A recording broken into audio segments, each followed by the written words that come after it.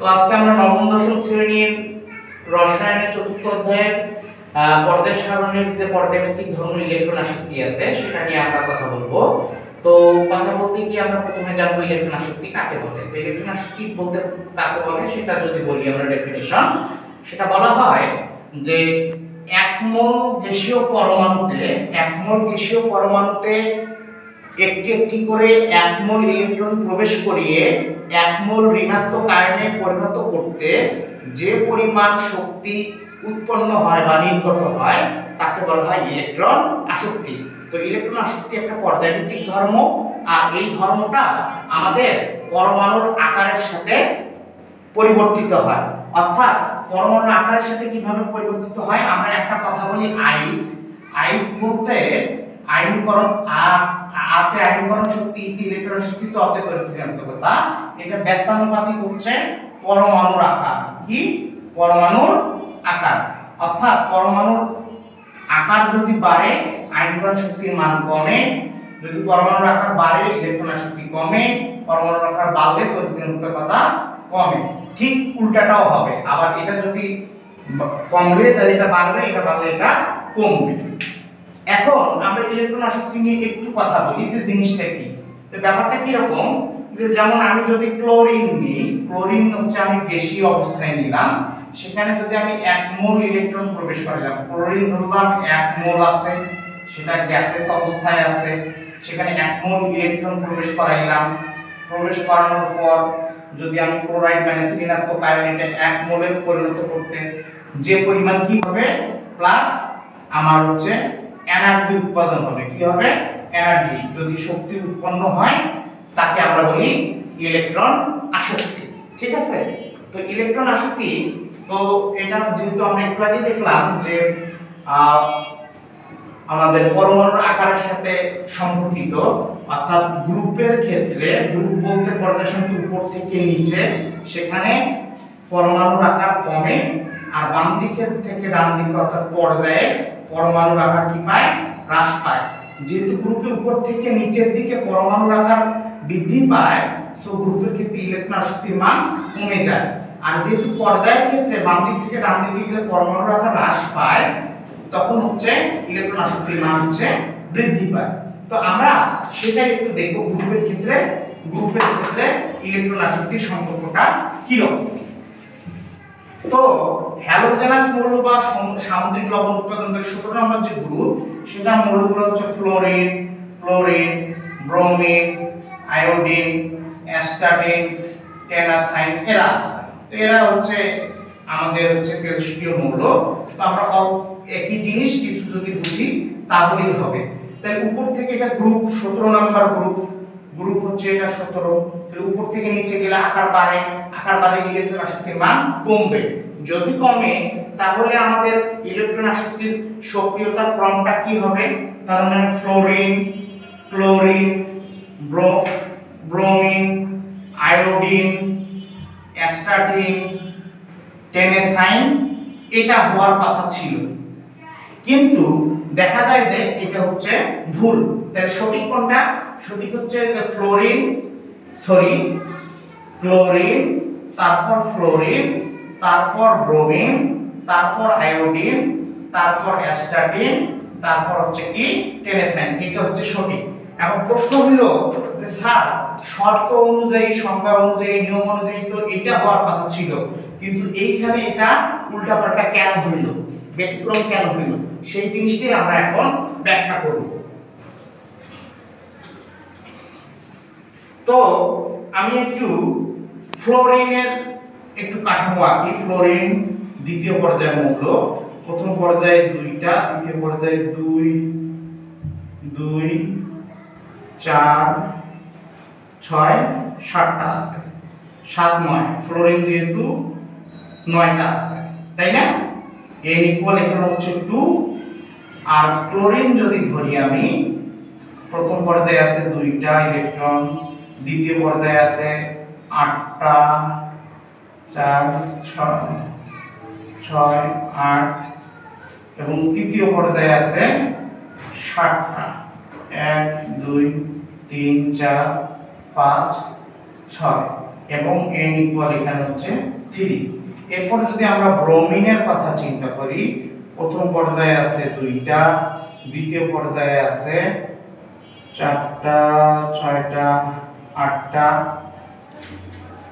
প্রথম দ্বিতীয় তৃতীয় পর্যায়ে কয়টা আছে? 8টা, 2 4 6 8, এবং চতুর্থ পর্যায়ে আছে কয়টা আছে? 7টা। 1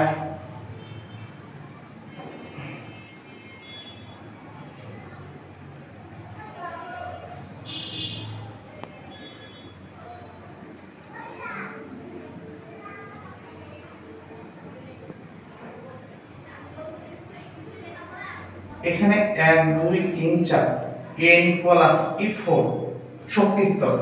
আমাদের এখানে হচ্ছে 2 7 ইলেকট্রন বিন্যাস, এখানে 2 8 7 ইলেকট্রন বিন্যাস, এখানে 2 8 8 7 ইলেকট্রন বিন্যাস। ঠিক আছে, এখন আমাদের একটা কথা মনে রাখতে হবে, একটা পরমাণু বা মৌলের শক্তি স্তর অসীম পর্যন্ত থাকে, কিন্তু আমরা আসলে এখানে দ্বিতীয় পর্যায়ে, তৃতীয় বা চতুর্থ পর্যায়ে পর্যন্ত কাউন্ট করতেছি। কেন কাউন্ট করতেছি? কারণ এখানে হচ্ছে এই পর্যন্তই আমরা ইলেকট্রনগুলো পেয়েছি। শেষ যে কক্ষপথটা আছে এটাকে বলি আমরা কি ভ্যালেন্স শেল বা যোজ্যতা স্তর। এরপরে কি আরো স্তর আছে যাদেরকে কি বলি আমরা কনডেন্স শেল বা পরিবহন স্তর আছে। ঠিক আছে, তো এখন আমাদের ধরে নিলাম যে এই জায়গায় এই শক্তি স্তরটা n ইকুয়াল হচ্ছে আমাদের 15, এটা ধরলাম আমরা n ইকুয়াল 15, এটা হচ্ছে n ইকুয়াল হচ্ছে ধরলাম আমরা 15। তো আমরা বোরের নীতি অনুযায়ী জানি যে এইখান থেকে যদি একটা ইলেকট্রন উচ্চ শক্তি স্তর থেকে ইলেকট্রন যদি নিম্ন শক্তি স্তরে আসে তখন কি হয়? শক্তি সে বিকিরণ করে। তাইলে 15 নম্বর শক্তি স্তর থেকে সে দ্বিতীয় নম্বর শক্তি স্তরে আসলো, তার মানে সে মোট কতটা শক্তি স্তর অতিক্রম করলো ভাই? 13টা। তাহলে এখান থেকেও যদি আসে হচ্ছে এখানে, তাহলে এখানে সে কতটা শক্তি স্তর অতিক্রম করলো? n ইকুয়াল হচ্ছে 3 আছে 12টা। তাহলে এখানেও যদি ইলেকট্রন থাকে, এখান থেকেও যদি সে এখানে আসে, তাহলে সে এখানে n ইকুয়াল কয়টা শক্তি স্তর অতিক্রম করলো? 11টা। এখন আমরা ধরে নিলাম যে উপরের শক্তি স্তর থেকে যখন নিচের শক্তি স্তরে ইলেকট্রনগুলো আসতেছিল অসীম থেকে, তখন প্রত্যেকটা শক্তি ইলেকট্রনগুলো উপর থেকে নিচে আসার সময় নিলস বোরের মডেল অনুসারে তার শক্তি বিকিরণ করে, এবং প্রত্যেকটা স্তর অতিক্রম করার সময় নিচে আসার সময় আমরা ধরে নিলাম প্রত্যেকটা শক্তি স্তরে সে 10 কিলো জুল পার মোল শক্তি উৎপন্ন করে, 10 কিলো জুল পার মোল শক্তি উৎপন্ন করে। তাহলে ফ্লোরিনের ক্ষেত্রে যেহেতু n ইকুয়াল টু সে 13টা শক্তি স্তর অতিক্রম করছে, তার মানে প্রত্যেকটা স্তরের জন্য 10 কিলো জুল, তাহলে 13টা স্তরের জন্য 13 গুণন 10 মানে হচ্ছে 130 কিলো জুল শক্তি সে উৎপন্ন করছে। আমার হচ্ছে এখানে যেহেতু হচ্ছে 12টা শক্তি স্তর এবং 10, তার মানে 120 কিলো জুল শক্তি সে উৎপন্ন করছে। এখানে যেহেতু হচ্ছে 11টা সে শক্তি স্তর অতিক্রম করছে, তার মানে হচ্ছে যে 11 গুণন 10 মানে কত? 110 কিলো জুল শক্তি সে উৎপন্ন করছে।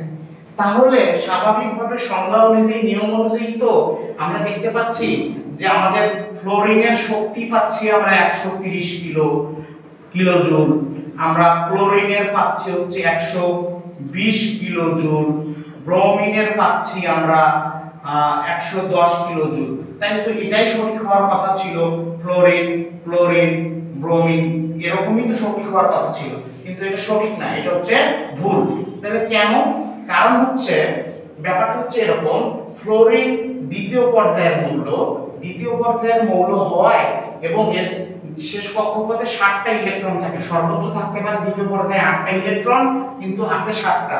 তো ফ্লোরিন দ্বিতীয় পর্যায়ের মৌল হওয়ায় এর শেষ কক্ষপথে 7টা ইলেকট্রন থাকায় ইলেকট্রনের মেঘমালার ঘনত্ব কি থাকে?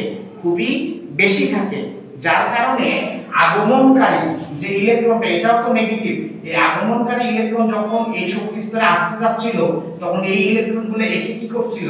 সমধর্মী চার্জ বিকর্ষণ করতেছিল, বাধা দিচ্ছিল, যার কারণে টোটালি যে তার 130 কিলো জুল শক্তি উৎপন্ন হওয়ার কথা ছিল সেটা না হয়ে আমরা ধরে নিলাম তার 15 কিলো জুল শক্তি সে হারায় ফেলছে, খরচ করছে, তখন টোটালি তার দেখা গেল 115 কিলো জুল শক্তি সে কি করলো, উৎপন্ন করলো।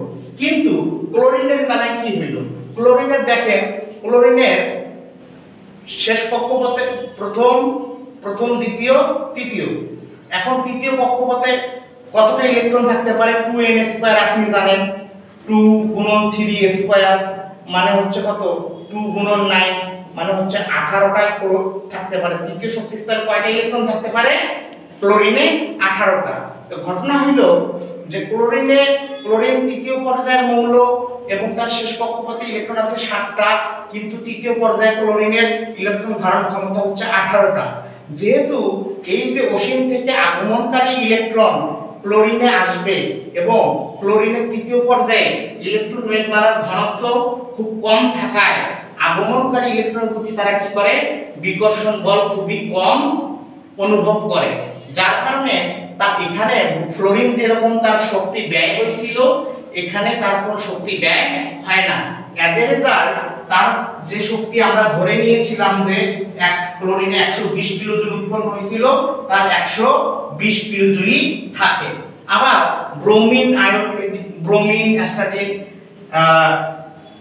টেনেসাইন সবার ক্ষেত্রেও কিন্তু সেম, শুধু ব্যতিক্রম হচ্ছে ক্লোরিন আর ফ্লোরিনের কারণে, ঠিক আছে? কারণ ফ্লোরিন দ্বিতীয় পর্যায়ের মৌল, দ্বিতীয় পর্যায়ে ইলেকট্রন সর্বোচ্চ থাকতে পারে 8টা, কিন্তু আছে 7টা থাকার কারণে আগমনকারী যে ইলেকট্রন, যে আসবে ইলেকট্রন আমরা প্রবেশ করাবো, সেই ইলেকট্রনের প্রতি সে কি করে, বিকর্ষণ বল অনুভব করে, যার কারণে তার টোটাল যতটা শক্তি নির্গত হওয়ার কথা ছিল তার থেকে শক্তি কমে যায়। কিন্তু ক্লোরিন তৃতীয় পর্যায়ের মৌল হওয়ায় তৃতীয় পর্যায়ে সর্বোচ্চ 18টা ইলেকট্রন ধারণ করতে পারে, কিন্তু তার 7টা ইলেকট্রন আছে, তার মানে ক্লোরিনের তৃতীয় পর্যায়ে অনেক বড় ফাঁকা জায়গা আছে। সো অসীম থেকে আগমনকারী ইলেকট্রনের প্রতি তার কোনো বিকর্ষণ বল অনুভব হয় না, যার কারণে তার টোটাল যে শক্তিটা উৎপন্ন হওয়ার কথা থাকে ততটাই ওঠে, ততটাই থেকে যায়। এই কারণে দেখা যায় যে ক্লোরিনের শক্তি আমরা দেখলাম ধরে নেওয়া, এই মানগুলো আমাদের রূপক ধরে নেওয়া, মান আমরা পাইলাম 120, ফ্লোরিন পাইলাম 115, ব্রোমিন যদি আমরা ব্রোমিনের কথা চিন্তা করি 110, এরকম। তাহলে এই হিসাবে যদি চিন্তা করি তাহলে ক্লোরিনের ইলেকট্রন আসক্তির মান বেশি, তারপর হচ্ছে কি ফ্লোরিন, তারপর কি ব্রোমিন, তারপর ডট ডট ডট আপনার আয়োডিন অ্যাসিড এভাবেই থাকবে। এটা হচ্ছে ব্যতিক্রম। তাহলে আমরা ইলেকট্রন আসক্তির যে বিষয়টা এবং ব্যতিক্রম যে ধারণা এবং ক্রম সেই জিনিসটা আমরা বুঝতে পারলাম। আশা করি। ধন্যবাদ। কোনো সমস্যা আছে আপনাদের, কোনো থাকলে কোনো প্রশ্ন করতে পারেন।